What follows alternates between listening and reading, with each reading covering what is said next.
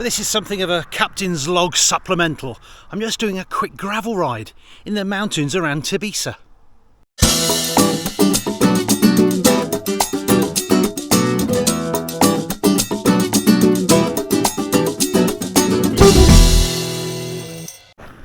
Nice down that way. That's a beautiful descent on the road. Very fast. Good for a good sort of 80, 85. But we're not going that way, we are going up.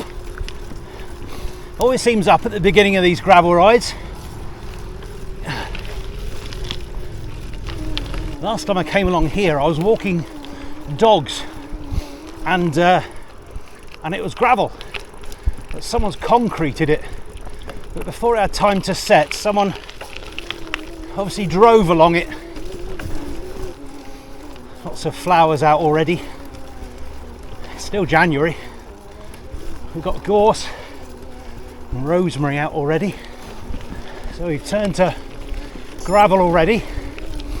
Now I'm expecting the trails to be very well marked, like this one, because Tbilisi is the birthplace of the guys who first came up with the idea of the GR routes in Europe, the grand routes, and these are extremely long distance footpaths, but there are other GRs around here which go to Greece, for example.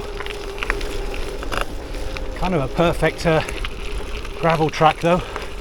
Spectacular view of Tbilisi, just about in view through the trees there. So that's where they came from. I'm not going fast because I'm looking at the view over to the left. As you can see, we're on a bit of a incline. I wouldn't say precipice. Yeah, it's a precipice. It is a precipice. We're in the mountains, and if I zoom in enough, you can see there's a house right on the side of the main road up there, and that house had the top floor obliterated when a lorry coming too fast down that hill couldn't stop and went straight over the top of it. I've got this nagging feeling I've gone wrong again. It's supposed to be up at the beginning. I'm already on a down. I must invest in a dropper post for this bike. See if I can convince some company to send me one. That would be best. Finances aren't exactly glowing at the moment. I need to go viral. Don't think I'm going to go viral with this unless I come off a fantastic cliff and film the whole thing as I somersault down through space and land and get up with a flourish. Ha ha! That might go viral. Going slowly down some gravelly descent isn't going to cut it. Unless I can develop Tom Pidcock skills in the next 2 to 3 minutes. I don't think that's happening. I didn't come off on that last ride, but it was sliding around so much I didn't feel at all in control sometimes. So I thought I wasn't enjoying it, so let's just go at a pace where I can enjoy it. Which is this. And I'll straighten this up so I can come off the brakes. I mean, I would say that on the straights, bikes do tend to correct it themselves. If you hit something, as long as you got hold of the handlebars, generally you ought to keep going straight. But on the hairpins, of course, it's a different story. It's a beautiful day again. We've got a forecast of over 20 this afternoon. Something really strange is going on with the climate since that last one I made and showed you. We had the coldest winter that we've ever had out here. We had a -6. I haven't come down here before. Ooh, concrete. It's because this could be a river sometimes. Yeah, this was flowing recently. Can't hear anything. But that's definitely smoothed by water, isn't it? Mind you, we're in the mountains. No reason why after a storm that wouldn't flow quite well. Oh, I'm terribly chatty today.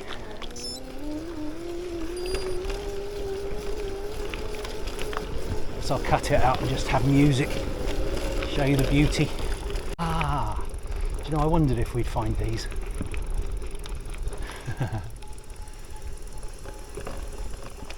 These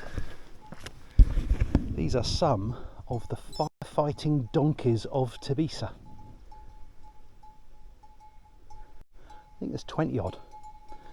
And they graze all of that. We can see what the job they've done in their own paddock. Imagine if they were let loose under the trees. Make it impossible for fire to spread. I absolutely love donkeys.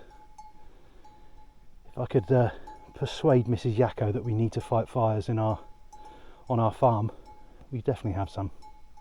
There's more electric fencing on the left here, so I wonder if they move them around fighting fires. I can't imagine they put little red capes on them when they're doing it. Climbing by helicopter with a cape streaming behind them. Right, well, our next thing that we should see is a 15th century fortified farmhouse. I've forgotten its name. Mas de Lagny. Ah, just caught sight of this farmhouse. It truly is enormous. Hold on. We'll hove into view any second now. So, ideal gravel bike for me would have some suspension on the front. I've got no idea what the thinking is not to have anything. When I was doing that review of all the e-road and e-gravel bikes, I noticed some manufacturers had gone for a full suspension fork on their gravel bikes. Don't remember the name of that one, or 2 or 3. Others have managed to get some suspension built into the stem.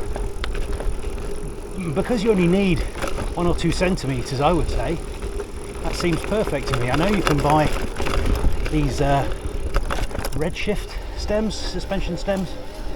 I mean, if your bike doesn't come with one and you've got 100 quid or whatever they cost, I think absolutely get one of those.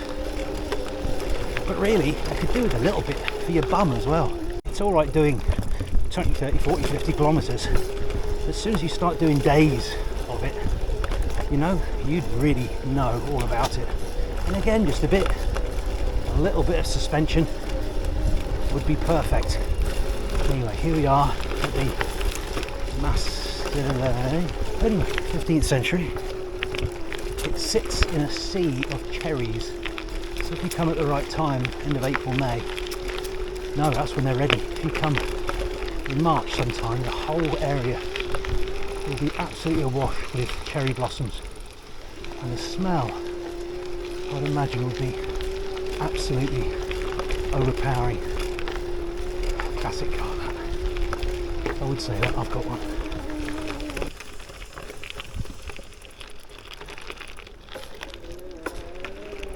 Look at that. That could be a farmhouse in Normandy. It reminds me, without ever having seen it, of the one that was in Waterloo, the Huguenot farm that they fought over. Anyway, there we go. Oh, it's a glorious day. It's like I said, it was going to be 21 today, and it is just spectacular. These are all cherry trees waiting to burst into life.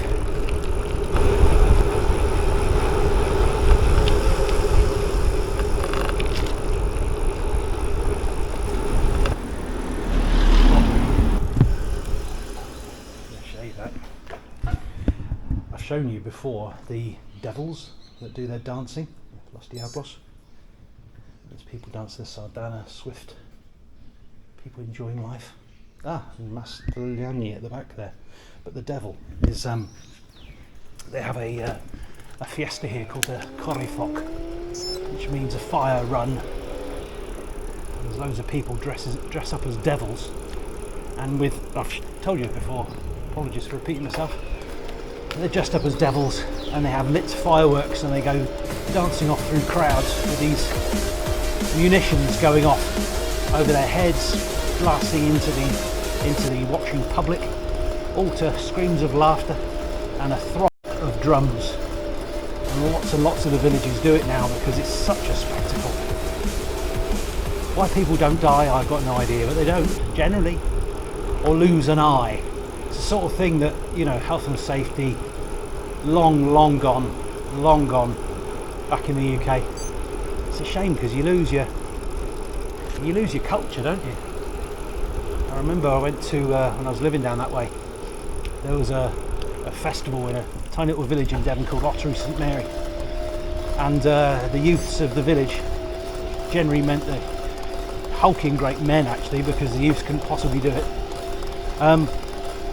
they would lift a wine barrel onto their backs, a tar barrel actually, and it would be set alight, and they would run up and down the absolutely thronged street with a barrel carried on their shoulders with, you know, like welders' gauntlets hanging onto it, big hood over their heads to stop themselves from burning, and they'd run up and down, and then it'd be passed to the next idiot or cultural ambassador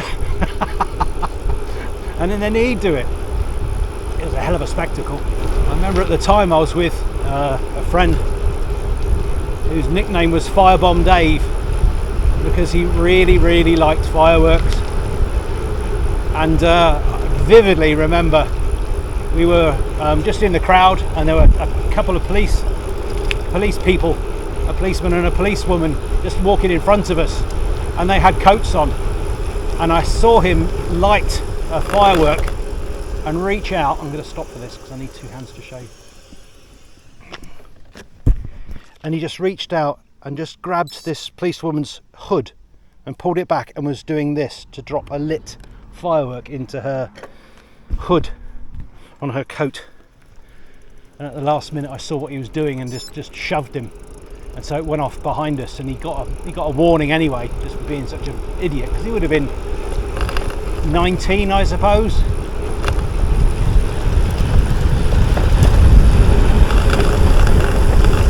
Those are the days. Whoop. Lost myself there a bit.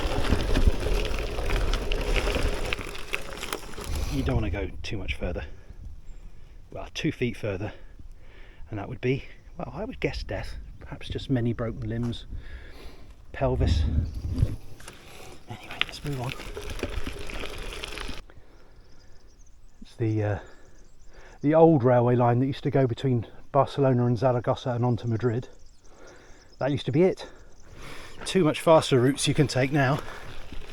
You can still take this one, and we've used it to head off to a couple of rides. It's a great resource, because the other end is Barcelona, so I can get on a train a kilometre from my house. It takes me straight into the centre of Barcelona, and then onto the, that's fun, straight onto the airport. So it's fabulous. Right, I'm going to go down more. Right in the face. Favourite abandoned farm. Big horses here, but Els Guillemets, and just to the right it's a dam where the reservoir is, and usually just around the corner there's a horse. Hello. You bored? Oops. Hello, horse. You bored? Do you want to cuddle? Right.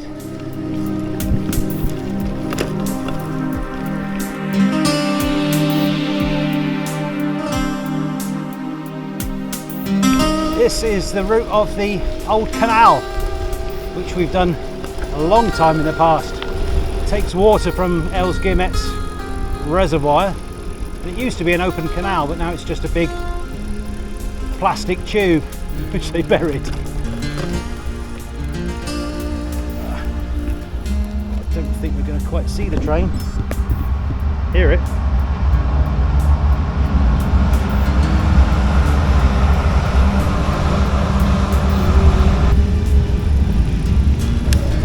Being a canal, this road is generally rather flat, but from time to time it has to go across a ravine, in which case it changes itself into a tube and goes down and then back up the other side and then carries on, because it's the same level on the far side. It is exceptionally steep, that bit there that we've just done.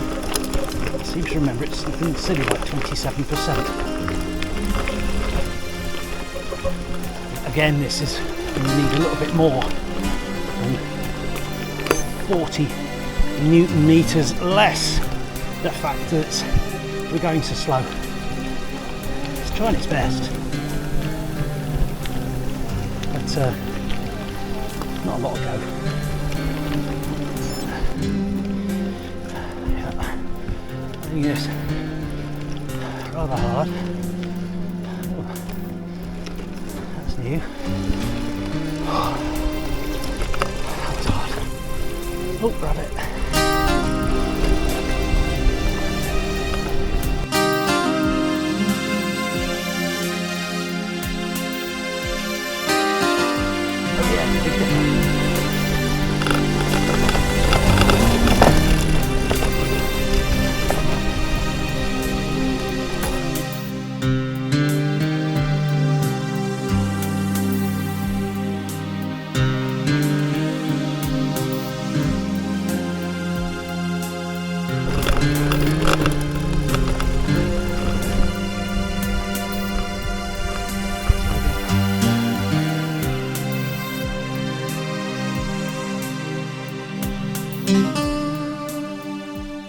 To my right it goes to, I'm not sure if it goes all the way to France, let's say it does. To my right is France, and to my left is Seville. And Seville is 900 kilometres away, and France is about, I don't know, 300, long old road. But we are going to do about 20 metres of it and go up that track over there.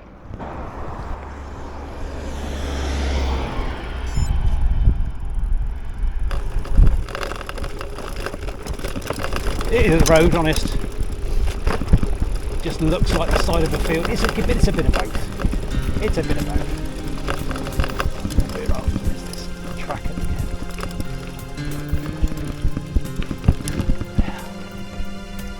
A little hint of thin tarmac over the top to ease our way.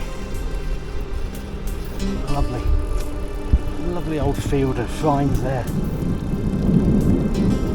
Look like it's looked after. I'd like to look after it.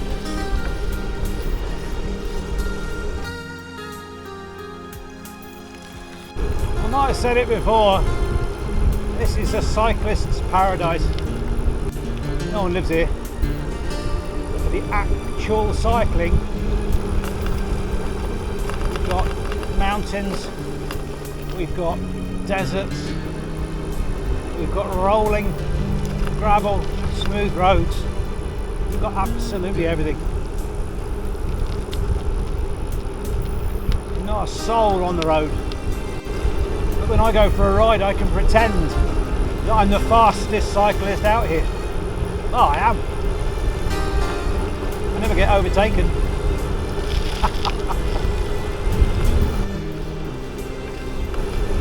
That's us down at the Rio Ciudadana.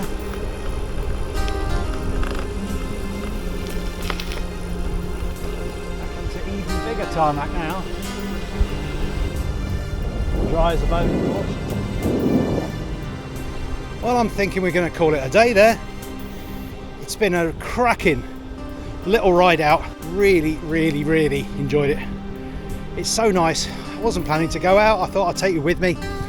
Maybe make a little short out of it, but I'll probably do a 5-minute video. It's just so lovely. I don't know if you can see, just riding through this pine grove at the moment on the banks of the River Ciurana. Anyway, that'll do for this week.